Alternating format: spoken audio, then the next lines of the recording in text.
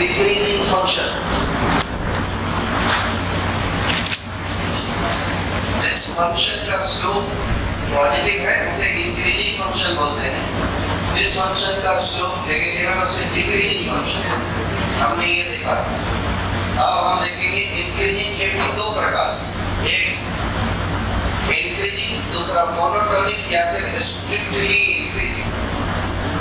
Strictly increasing उस function को बोलते हैं जो सदैव इंक्रीज कर रहा है। एक इंक्रीज ऐसा भी होगा कुछ बढ़ा फिर कुछ पल के लिए कांस्टेंट हो गया और फिर बढ़ने लगा, इस टाइप की चीज को इंक्रीजिंग ही बोलते हैं। और जो चीज कॉन्टिन्यूअसली इंक्रीज ही करता है उसे स्ट्रिक्टली इंक्रीजिंग बोलते हैं, और जो इंक्रीज किया कांस्टेंट हो गया और फिर इंक्रीज कर गया उसको स्ट्रिक्टली इंक्रीजिंग नहीं बोलते, इंक्रीजिंग बोलते हैं।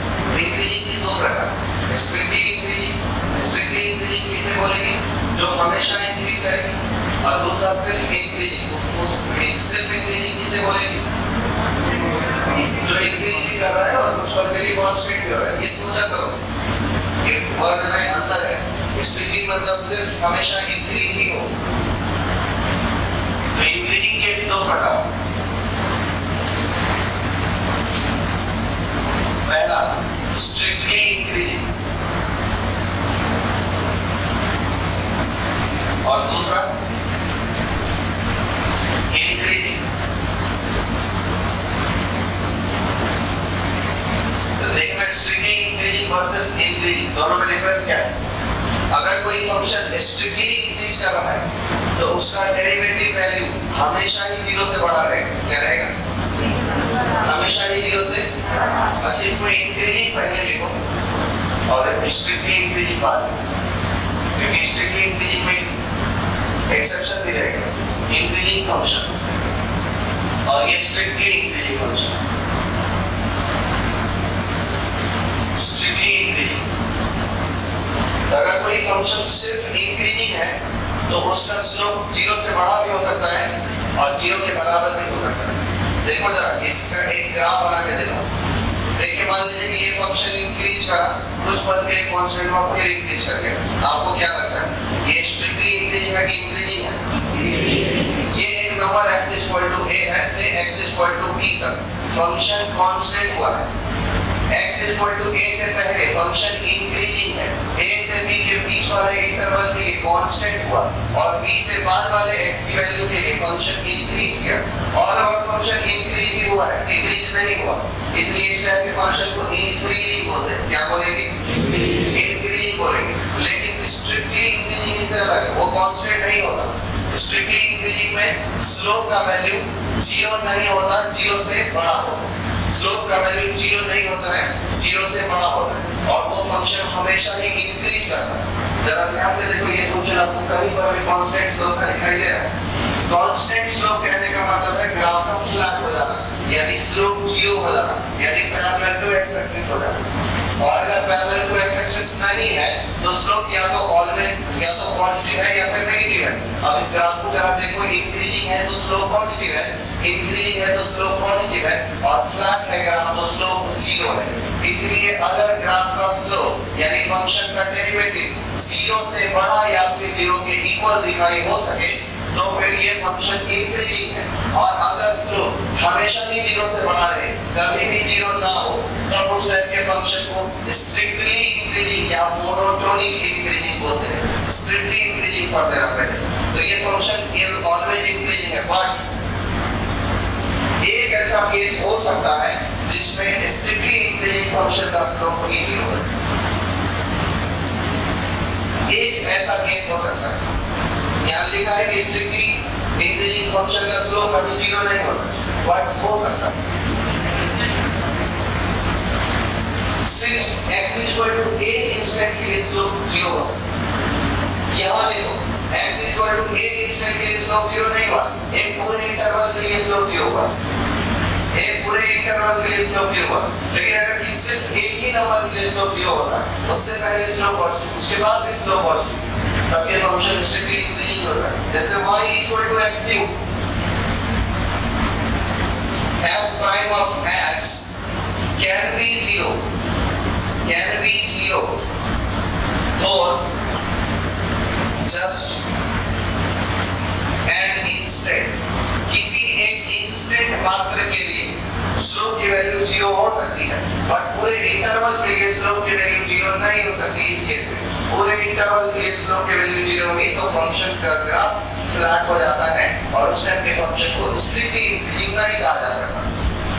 और अगर सिर्फ एक इंस्टेंट के लिए स्लोप जीरो हुआ तब भी वो स्ट्रिक्टली इंक्रीजिंग ही रहता है। जैसे देखिए f of x equal to x cube, अब इसमें f prime of x equal to देखिए 3x square can be 0 at x equal to 0। क्या आपको 3x square x equal to 0 पर 0 होता दिखाई दे रहा है?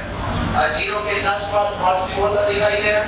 0 से बड़ा कोई भी नंबर लेके स्क्वायर करेंगे पॉजिटिव हो जाएगा, 0 से छोटा कोई भी नंबर लेके स्क्वायर करेंगे पॉजिटिव हो जाएगा।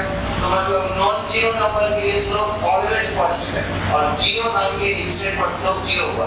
ग्राफिकल देखना जरा, जिन लोगों को y equal to x cube का ग्राफ आता है वो तो मनी मन समझ गए होंगे, जिनको नहीं आता है वो मनी मन मत समझो। देखते सब ग्राफ ऐसा, ये y equal to x cube का graph, y equal to x cube का ग्राफ, ध्यान से देखो x equal to 0 graph flat हो गया, लेकिन सिर्फ इधर एक इंस्टेंट मात्र के लिए स्लोप जीरो होगा। यहाँ पर स्लोप जीरो है, यहाँ पर स्लोप जीरो है, लेकिन सिर्फ छोटे से एक इंस्टेंट मात्र के लिए स्लोप जीरो हुआ, इसलिए ये ग्राफ देखने में स्ट्रिक्टली इंक्रीजिंग ही लग रहा है। ये ग्राफ कंटीन्यूअसली बढ़ा, स्ट्रिक्टली इंक्रीजिंग ही लग रहा है। ये ग्राफ स्ट्रिक्टली इंक्रीजिंग लग रहा है। तो स्ट्रिक्टली इंक्रीजिंग फंक्शन का स्लोप जीरो हो सकता है, लेकिन सिर्फ एक इंस्टेंट के लिए, पूरे इंटरवल के लिए स्लोप जीरो नहीं हो सकता। अगर पूरे इंटरवल के लिए स्लोप जीरो हो तो फंक्शन ओनली इंक्रीजिंग। अब देख लो कि डिक्रीजिंग फंक्शन क्या होगा। डिक्रीजिंग फंक्शन तो वही होते हैं जिसमें स्लोप या तो जीरो से छोटा हो या फिर जीरो हो। इसके भी दो प्रकार, ओनली डिक्रीजिंग और दूसरा स्ट्रिक्टली डिक्रीजिंग।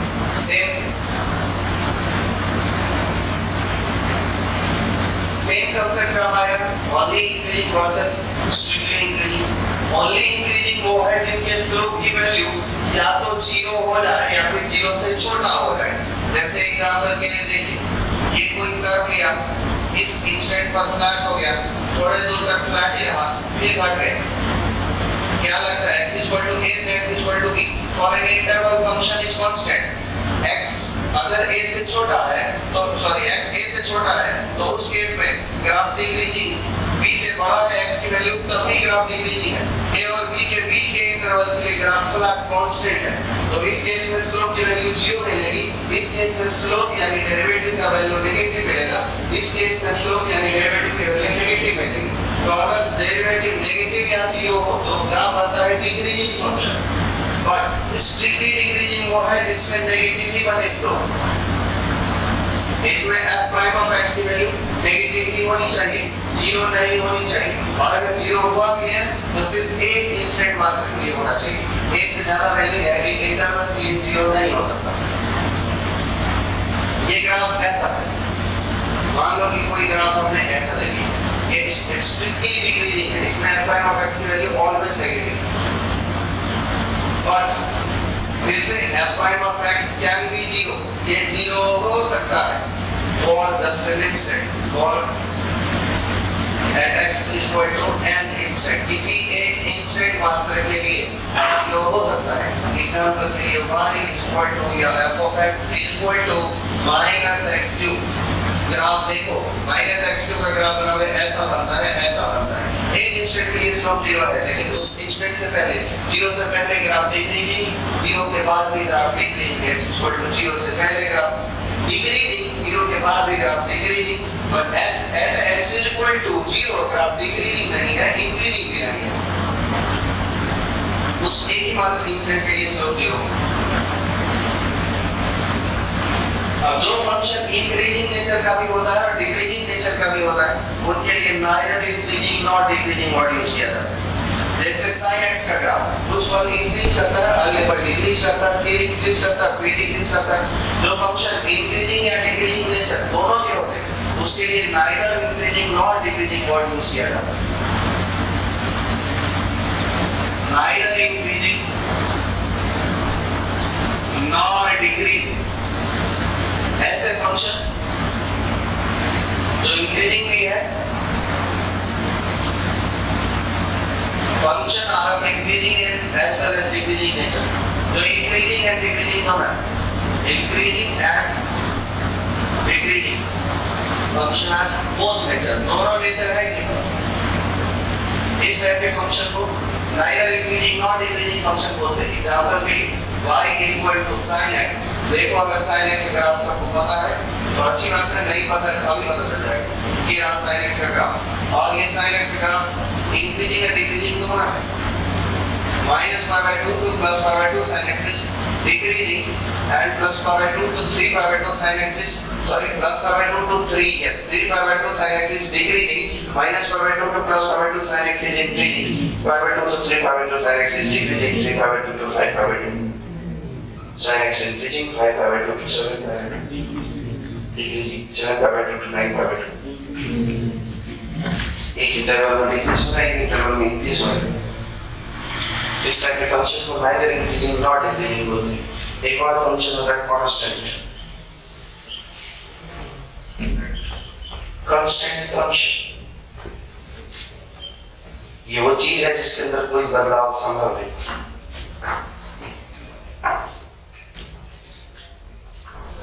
इसका स्लोप 0 हो जाए, आप कभी भी डिफरेंशिएट करो तो स्लोप 0 ही आएगा। सुबह करो, शाम करो, रात करो, फ्लैट ग्राफ बनता है। इस टाइप की फंक्शन को y इक्वल टू कांस्टेंट बोलते हैं। Flat it means horizontal line जो x एक्सिस के पैरेलल है। ऐसा बन सकता है, ऐसा बन सकता है, ऐसा बन सकता है। और इस टाइप के फंक्शन को इंक्रीजिंग डिक्रीजिंग कुछ भी नहीं कहते, कांस्टेंट कहती है, अलग प्रकार का। तो 3-4 फुद्दू क्वेश्चन लेते हैं। f of x is equal to x minus 1 into x minus 5 into e to the power x. Separate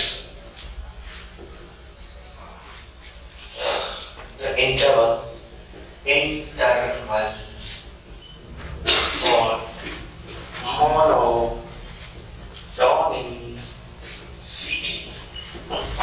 अब ये monotonicity क्या है? मोनोटोनिसिटी का मतलब होता है तुम इंक्रीजिंग की बात कर लो या डिक्रीजिंग की बात कर लो, किस इंटरवल वो इंक्रीजिंग है, किस इंटरवल में डिक्रीजिंग है, इसलिए मोनोटोनिसिटी वर्ड यूज किया जाता है। अगर फंक्शन ऑलवेज स्ट्रिक्टली इंक्रीजिंग है मोनोटोनिक इंक्रीजिंग बोलते हैं, या स्ट्रिक्टली वर्ड को मोनोटोनिक वर्ड से रिप्लेस कर दो। Strictly increasing monotonically increasing, strictly decreasing monotonically decreasing. अब इसके लिए सेपरेट करो, कर पाओगे?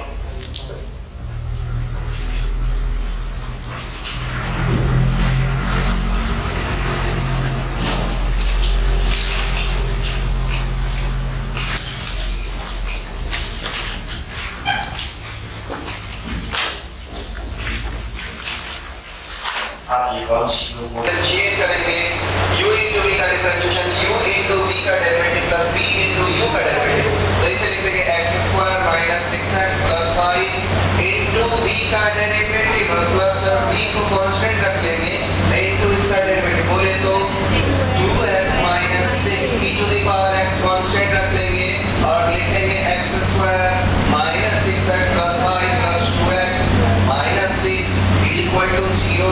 अब इसे e to the power x को कांस्टेंट रख देंगे x square minus 6x plus 2x minus 4x plus 5 plus 6 equal to minus 1 equal to 0। e to the power x तो 0 हो नहीं पाएगा क्योंकि ऑलवेज पॉजिटिव क्वांटिटी है, ये क्वांटिटी 0 हो सकता है, इसके रूट निकालेंगे 2 रूट मिलेंगे x equal to 4 plus minus b square minus 4ac divided by 2a तो 4 16 12 26 बाय 2, इसकी वैल्यू आ जाएगी 4 प्लस माइनस यानी 2 प्लस माइनस ये 16 and 12 28 का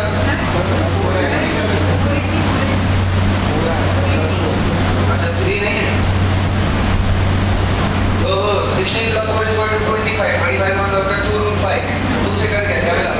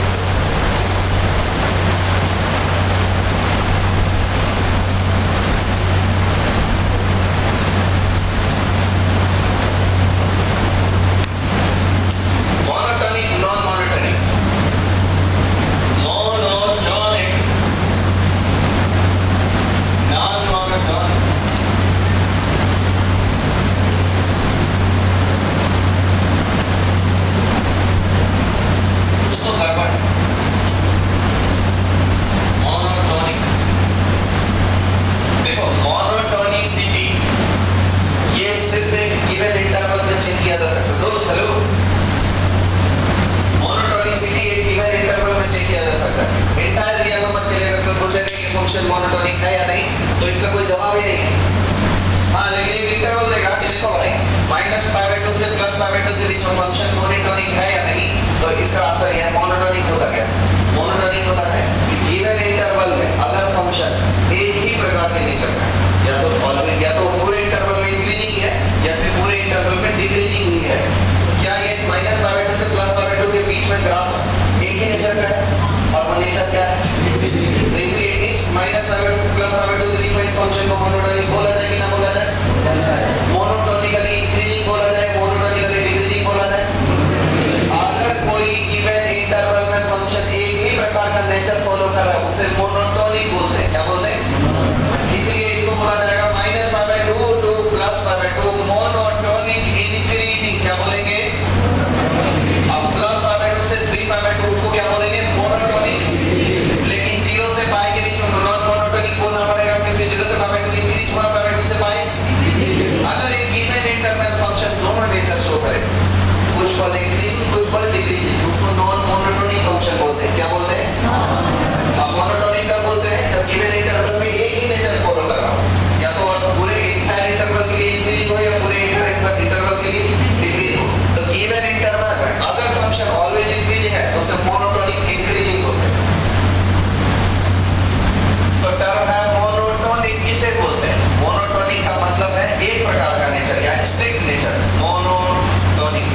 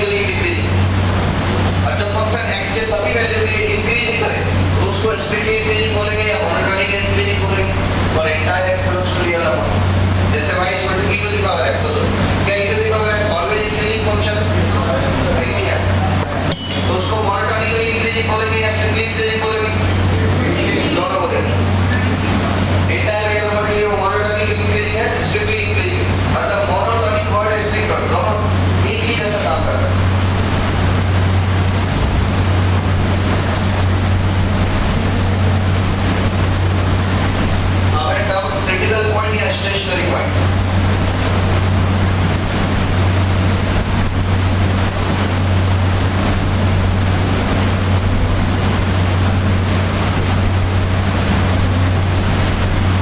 डिफरेंशियबिलिटी कब कर्व को डिफरेंशिएबल बोला जाए, कब कर्व को नॉन डिफरेंशिएबल बोला जाए। रिपीटर्स बच्चे आप अपना जवाब देना कि आपको याद है।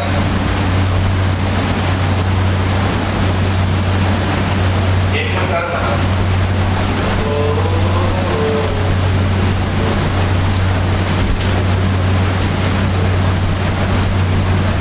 x equal to a, x equal to b, x equal to c। Differentiable है कि नॉन डिफरेंशिएबल? अरे मैं दुनिया से पूछ रहा, पता है मुझे, आपको पता है। पीटर्स बच्चे सिर्फ जवाब देते हैं। ये कर्व डिफरेंशिएबल है कि नॉन डिफरेंशिएबल? कितने लोगों को ये सब बात पता है पीटर्स में? डिफरेंशियबिलिटी नॉन डिफरेंशियबिलिटी और तो आप लोगों को रिपीट कर, ये नहीं पता है डिफरेंशियबिलिटी नॉन डिफरेंशियबिलिटी। बारहवीं के एग्जाम कैसे दिए थे?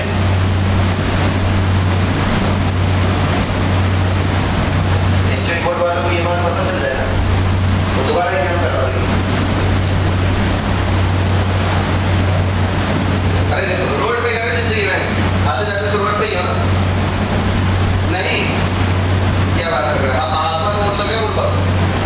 देखो, जिस कर्व में आपको शार्प टर्न नहीं, स्मूथ टर्न दिखाई दे, उसको डिफरेंशिएबल बोलते हैं। क्या बोलते हैं? डिफरेंशिएबल। क्या बोलते हैं? डिफरेंशिएबल। और जहां पे नुकीला मोड़ दिखाई दे, नॉन डिफरेंशिएबल बोलते हैं। क्या बोलते हैं? नुकीला मोड़ बोलो या फिर बैंड। क्या बोलो? बैंड है क्या यहाँ पे? बैंड पता क्या होता है? शादी बजाते हैं वो वाला नहीं गए, उड़ गया, टूट गया, उसको बैंड बोलते हैं। यहाँ पर बैंड दिख रहा है आपको, ये नॉन डिफरेंशिएबल है। यहाँ पे डिसकंटिन्यूअस दिख रहा है, ये भी नॉन डिफरेंशिएबल, क्योंकि यह स्मूथ टर्न ही नहीं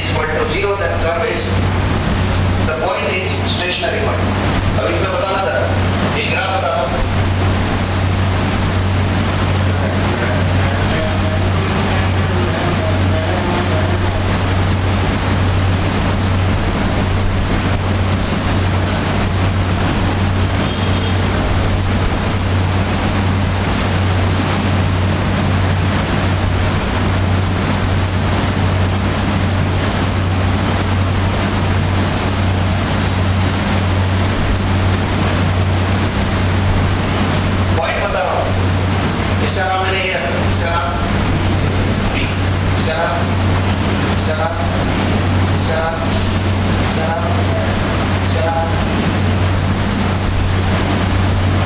जी इसका नाम, एच इसका नाम, आई जे के एल एम। और चाहिए कुछ? एबीसीडी चाहिए क्या है बताओ जरा। यहाँ बताओ क्रिटिकल पॉइंट कौन कौन? सारे के सारे M N O D Q. इसका तो फालतू में जरूरत नहीं है, एक किधर है एल।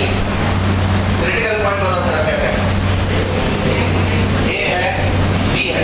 ए क्यों है? क्योंकि स्लोप जीरो है। बी क्यों है? Non differential. सी क्यों है? Slope zero. डी क्यों है? Slope zero. ई क्यों है? Slope zero. एफ क्यों है? Non differential. जी क्यों है? Slope zero. एच क्यों है? Slope zero. आई क्यों है? Non differential. जे क्यों है? Non differential. के क्यों है? Non differential. एल है स्लोप जीरो। एम है स्लोप जीरो। एन नहीं है। के में तो दोनों से कोई रिलेशन नहीं दिख रहा है। ओके, अब स्टेशनरी पॉइंट कौन बनेगा?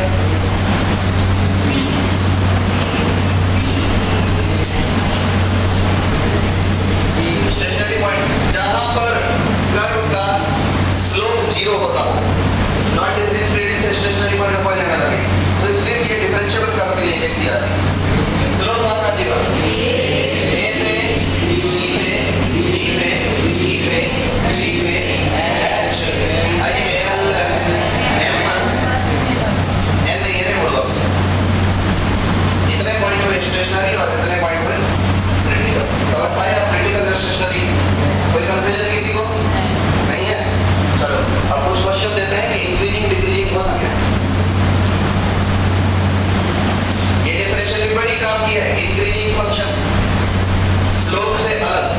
जब आप फंक्शनल एनालिसिस न्यूमेरिकल एनालिसिस से फंक्शन पता लगाते हैं, इफ सिंपल सी बात, इफ एफ ऑफ मान लो कि h बहुत छोटा सा नंबर है, h is almost zero. If F of x plus h is greater than f of x, क्या लगता है फंक्शन इंक्रीजिंग है कि डिक्रीजिंग है? अरे x पर फंक्शन का वैल्यू और x plus h पर फंक्शन का वैल्यू, x plus h पर अगर फंक्शन का वैल्यू बड़ा हुआ तो फंक्शन बढ़ा है कि घटा है? घटा है कि बढ़ा है? बढ़ा है कि घटा है? बढ़ा है।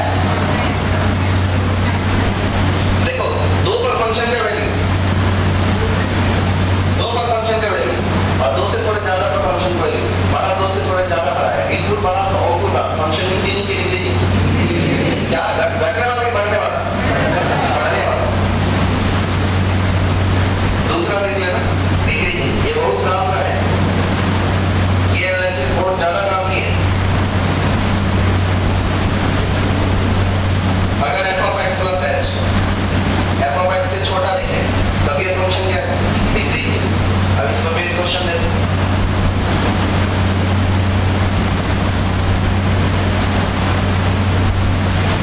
इसके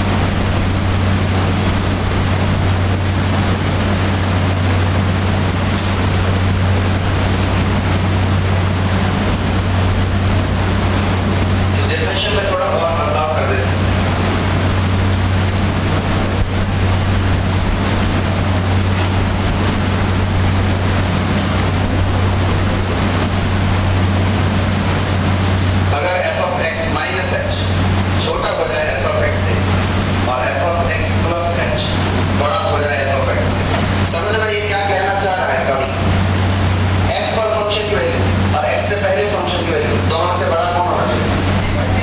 x पर फंक्शन की वैल्यू, x के बाद फंक्शन की वैल्यू दोनों से बड़ा कौन होना चाहिए? x माइनस h, x से छोटा, x प्लस h से छोटा। तो इनपुट जो है धीरे धीरे बढ़ता गया, तो आउटपुट भी धीरे धीरे बड़ा होना चाहिए। तब ये इंक्रीजिंग है, मतलब ये छोटा होना चाहिए, बीच में होना चाहिए, सबसे बड़ा होना चाहिए। और दूसरा है डिक्रीजिंग फंक्शन। पूरा डेफिनेशन लीजिए।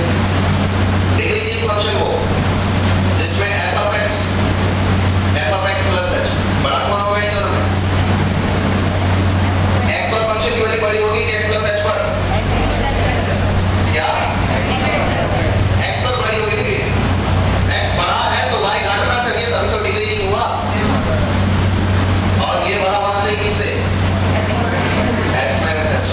ये डेफिनेशन लगा इंक्रीजिंग और डिक्रीजिंग। इससे यह पता चल जाएगा कि इस किस इंस्टेंट पर ये इंक्रीजिंग है, किस इंस्टेंट पर ये decreasing.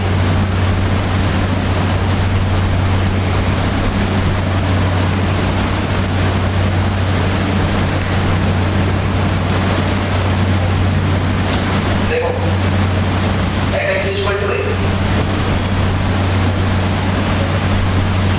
f of a minus f of a और f of a प्लस। क्या लग रहा है? ये तीनों को कंपेयर करो। a माइनस का मतलब है a से पहले, a प्लस का मतलब a के बाद, और a का मतलब है a पर। क्या लग रहा है? f of a minus f of a plus दोनों बराबर है। f of a बड़ा इस टाइप के फंक्शन को इंक्रीजिंग बोला जाएगा? तो जंप हुआ, इंक्रीज नहीं हुआ, समझे?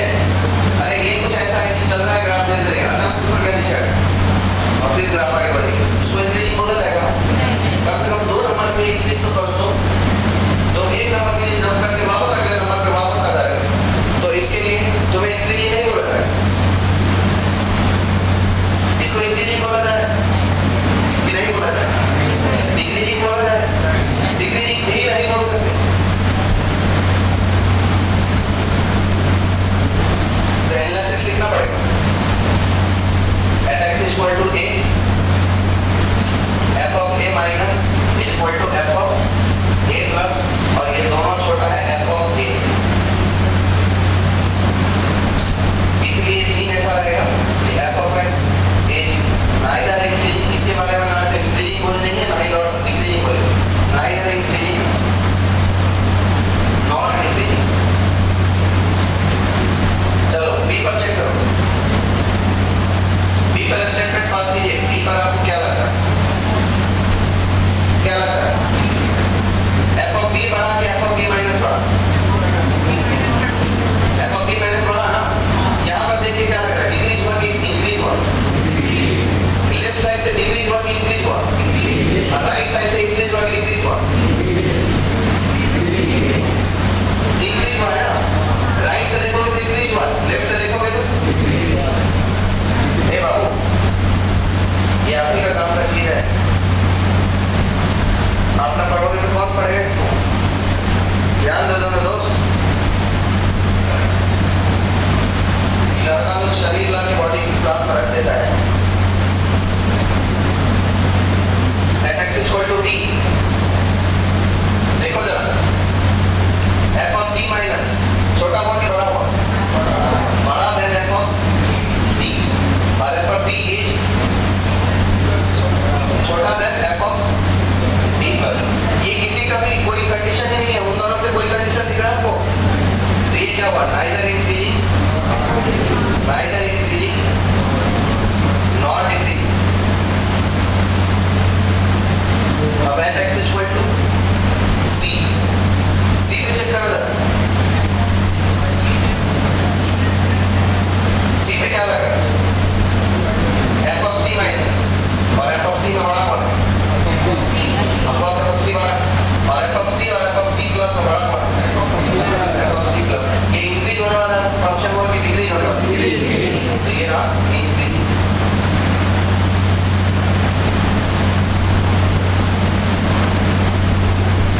ऐसे टाइप के क्वेश्चन भी कभी कभी आ जाते हैं।